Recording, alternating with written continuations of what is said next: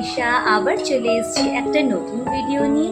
আজকের ব্লগটা আমি আমার বাপের বাড়ির থেকেই স্টার্ট করছি। কালকে রাত্রিবেলায় এসে পৌঁছেছি, তবে হঠাৎ করে আসার কারণ হলো মাসুমণি কাল চলে যাচ্ছে, তাই অবশ্যই মাসুমণির সাথে একবার দেখা করার জন্য তো আসতেই হতো। তবে এবার বেশ কিছুদিন মাসুমণি আমাদের সাথে কাটালো, খুব ভালো লাগলো আমাদের। ব্রেকফাস্টের পর্ব শেষ। এখন যেহেতু আমের সিজন, তো আমরা সবাই মিলে আম মুড়ি খেলাম। একদম মিষ্টি মিষ্টি আমের সাথে মুড়ি বা রুটি সব কিছুই চলে, আম থাকলে আর কিছু লাগে না। তো এখন মাসুমণি আর মা দুজনে মিলে পুজো করছে, আর আমি ভাবছি একটুখানি তোমাদের সাথে গল্প করি। আর আজকের ডিমান্ড হচ্ছে লাঞ্চে বিরিয়ানি। আমার বাবা তো বিরিয়ানি দারুণ রান্না করে, তো বলেছি যখন এসেছি তাহলে বিরিয়ানি করো। আজকে গরমটা একটু তুলনামূলক কম, তো ভাবলাম যে ঠিক আছে, অসুবিধা নেই। খুব গরম হলে তাহলে বিরিয়ানি করতে বলতাম না, দেখছি কালকের থেকে হালকা গরমটা একটু কমেছে। তো ভাবলাম যে তাহলে আজকে একটুখানি বিরিয়ানি হোক। বাড়িতে আসলে টুকটাক আমি মোটামুটি যা একটু স্পেশাল ডিমান্ড করে থাকি তো করে, তো বলেছি এবার বিরিয়ানি খাবো। ঠিক আছে, তো বিরিয়ানি খাওয়া যাবে। আর বিকালবেলা যাব হচ্ছে দিদার বাড়িতে, রাতের দিকে বেরোবো। তো আবার খাওয়া দাওয়া করে একটু হালকা রেস্ট নিয়ে দিদার বাড়িতে যাব। চলো আবার কথা বলবো তোমাদের সাথে। এখানে সব কাটাকুটি প্রায় কমপ্লিট, কারণ বিরিয়ানি হলে আমার পাপা তোড়জোড় করে সবই শুরু করে দেয় করার জন্য, একটু তো সময় লাগে। আর এদিকে আমার মা জিরে ভেজে রেখেছে।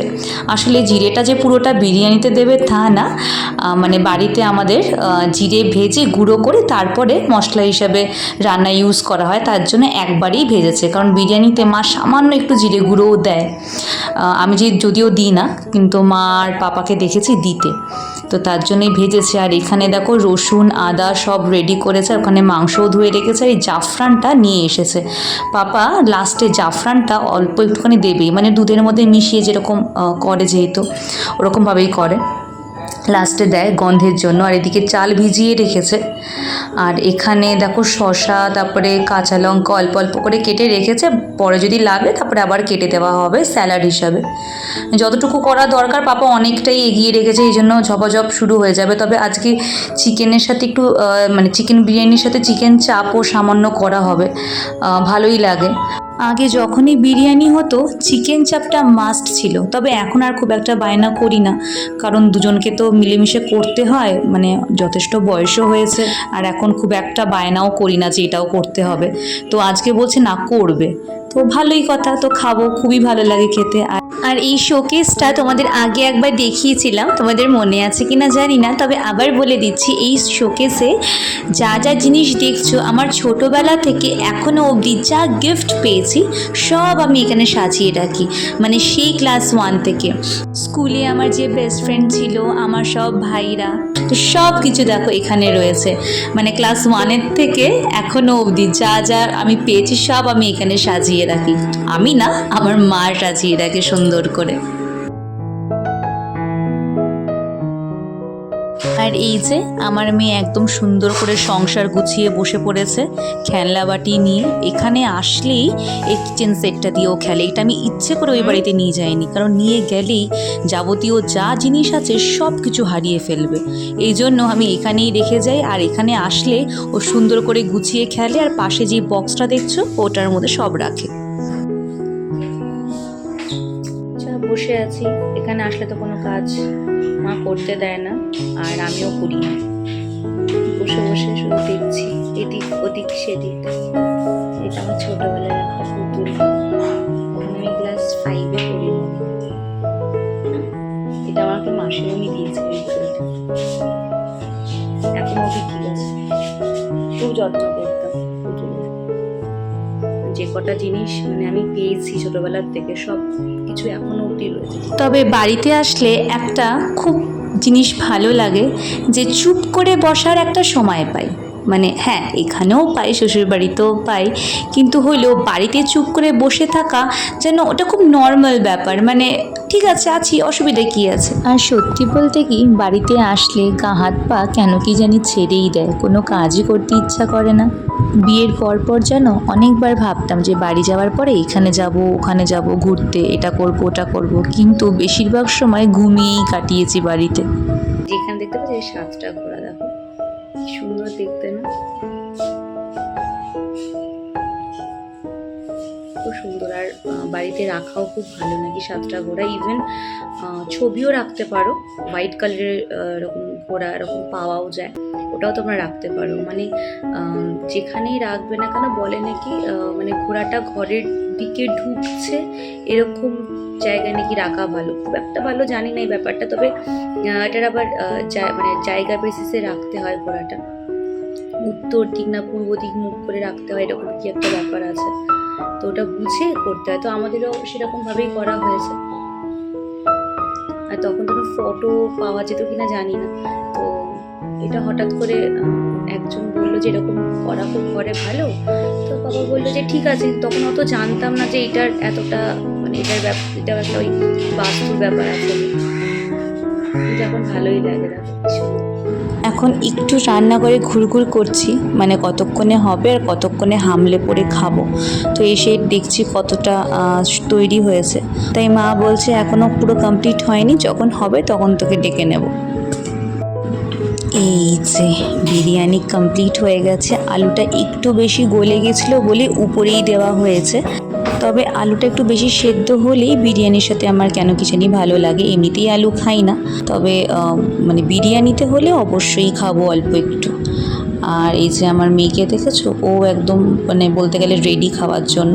বিরিয়ানি হলে ওর খিদে পেয়ে যায়, আমি বারবার এটাই খুলে দেখাচ্ছি। এই যে চিকেন চাপ করেছে, তবে ঝোল ঝোল থাকতেই কিছুটা মাংস তুলে রেখেছে, আর এইটা আমার হাজব্যান্ডের জন্য একটু শুকিয়ে নিচ্ছে। ও আবার একদম শুকনো শুকনো খেতে পছন্দ করে, মানে একদম গায়ে মাখা মাখা থাকবে। তো আমাদের জন্য নামিয়ে রেখে ওর জন্য একটুখানি আমিই বলেছি একদম গা মাখা করে দাও। আর এই যে আমার মেয়ে এখানে আসলে ওর তো একদম বলতে গেলে লাগাম ছাড়া, যা ইচ্ছে তাই করে বেড়ায়। আর কিছু বললেই আমার বাবা বলে ওকে বকিস না, বেশি বেশি বলছিস। কিন্তু মানে আমার সময় কিন্তু যথেষ্ট পরিমাণে বকা খেয়েছি, আমি যথেষ্ট শান্ত ছিলাম তাও বকা খেয়েছি। কিন্তু আমার মেয়ে যাই করুক না কেন ওর এখানে মানে সব কিছুই ক্ষমা করে দেয়, মানে দেয়া হয় ওকে, কোনো ব্যাপারই না। এই জন্য এখানে আসলে 2-3টে পাখনা ওর এমনিই গজিয়ে যায়। যাই হোক, এখন বাজে হচ্ছে ঘড়িতে প্রায় 2:45 মতো। তো হয়ে গেছে, মানে আরও ভেবেছিলাম দেরি হবে, তবে হয়ে গেছে। এই যে আমরা খেতে প্রায় বসে গেছি। খাওয়া দাওয়া কমপ্লিট হলে একটু রেস্ট নিয়ে যাব হচ্ছে মামাম বাড়িতে।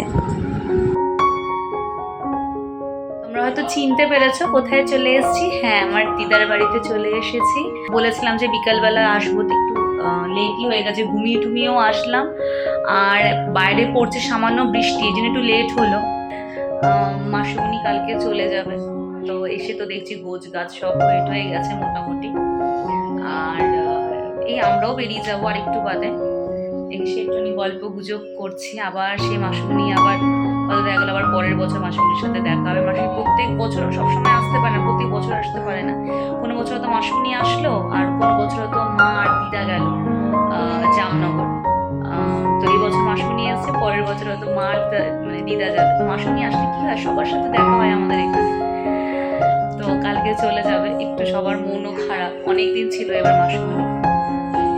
আর এই যে দেখো ঠাকুর, ওদের মনে আছে হয়তো, দেখিয়েছিলাম। চলো একটু গল্প করি, আবার তোমাদের সাথে কথা বলবো, কারণ আর একটু বাদে আমরা দিদার বাড়ি থেকে চলেও যাবো। আর তারপরে তো বারাসাতের উদ্দেশ্যে আবার বেরিয়ে যেতে হবে। সব বসে সব গল্প করছে। এই যে দেখো আমার মেয়ে এখানে বসে আছে, আর এখানে মাসুমনি সব ব্যাগপত্র সব গোছানো প্রায় হয়ে গেছে। মানে মাসুমনি এনেছিল ছোট্ট একটা ব্যাগ, নিয়ে যাওয়ার সময় একটা ব্যাগ কিনে নিয়ে যেতে হচ্ছে, কারণ আমরা সবাই এত জিনিস মাসুমনিকে গিফট কিনে দিয়েছি। মানে প্রত্যেকবারই এরকম হয়, মাসুমনি নিজে কিছু কিনে নিয়ে যায়। আর এখানে প্রচুর চেনাশোনা মাসুমনির লোক আছে, মাসুমনিকে গিফট প্রায় দিতেই থাকে। আসলে অনেক দিন পর আসে তো, আর সব নিজের লোক এখানে, খুব স্বাভাবিক ব্যাপার। মানে আসলে যতটা পারে মাসুমনি আর আমার বোনের জন্য দিয়ে দেয়। তো তো দেখো কত বড় ব্যাগ হয়েছে, কি করবে কিভাবে নিয়ে যাবে কে জানে। আর এইদিকে এত ঘোরাঘুরি করে মামামে লেগেছে ঠান্ডা। আসলে মাসুমণি আসার পরে প্রায় এদিক ওদিক সেদিক আমার মা, মাসুমণি, মামাম তিনজনেই ঘুরেই বেড়াচ্ছে, কারণ সবার বাড়িতে একবার দুবার করে যেতে হচ্ছে, অনেকদিন পরে এসেছে তো তো মামামের একটুখানি ঠান্ডা লেগে গেছে। কিন্তু দেখো আমার মামামের যতই বয়স হোক না কেন, আমার মামাম কিন্তু যথেষ্ট পরিমাণে স্ট্রং, মানে এখনও ঠান্ডা লেগেছে তার জন্য যে একদম জুবুথুবু হয়ে থাকবে তা কিন্তু একেবারেই না। এখন বেরিয়েছি আইসক্রিম কিনতে, তো মাম্মাম টাকা দিল, ঠিক আছে একটু আইসক্রিম কিনে নিয়ে আসি সবার জন্য। এখন যাচ্ছি, একটু আগে বৃষ্টি পড়ছিল, তো তখন ভাবলাম যে মানে তখনই বেরোনোর কথা ছিল, তো বৃষ্টি পড়ছিল বলে আর বেরোতে পারিনি। তো এখন যাচ্ছি সবার জন্য একটু আইসক্রিম কিনতে, সবাই মিলে একটু আইসক্রিম খাবো। এতক্ষণ চা টা খেলাম, কি সুন্দর হাওয়া দিচ্ছে। মাম্মাম মানেই আবদারের জায়গা। ছোটোবেলা মাম্মাম আর এইদিকে আমার মামা দুজনের কাছে আবদার করতাম, তবে যা আবদার করতাম আমি আর আমার বোন ঠিক পেয়ে যেতাম। তো এখনও সেই আবদারের জায়গাটা রেখেছি, যাই মোটামুটি আবদার করি না কেন মাম্মাম কিন্তু ঠিক আমাদেরকে দেওয়ার চেষ্টা করে।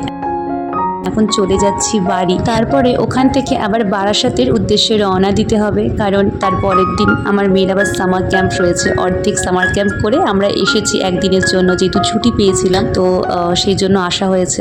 আসলে এরকম টুকটাক ছুটি পেলেই বাড়িতে চলে আসি। সারাদিন খুব মজা করলাম, বিশাল খাওয়া দাওয়া করলাম, আর আজকের ব্লগটা আমি এখানেই শেষ করছি। দেখা হবে অন্য কোনো ভিডিওতে। খুব ভালো থেকো, সুস্থ থেকো। আজ তাহলে আসি, টাটা।